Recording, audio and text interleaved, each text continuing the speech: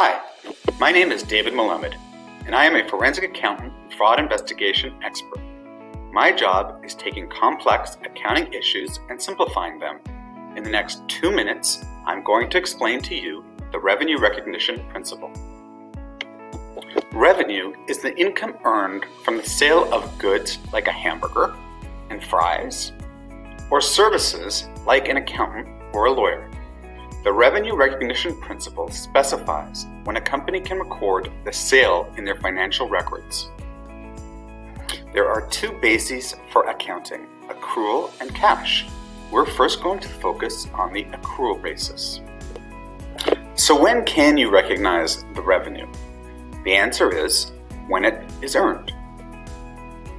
Let me give you an example. If I order and pay $100 for an office chair on June 6th, that will only be ready for pickup on June 20th, the revenue should only be recorded when the revenue is earned and not when the cash is received. In this example, the chair revenue would be recognized on June 20th. If money is received in advance of earning it, it is recorded as deferred revenue. You don't recognize it as revenue until it is earned. If money is received after it is earned, you recognize the revenue when it is earned, and since payment is delayed, you set up a receivable. Unlike the accrual basis, the cash basis only lets you recognize the revenue when the money is actually received.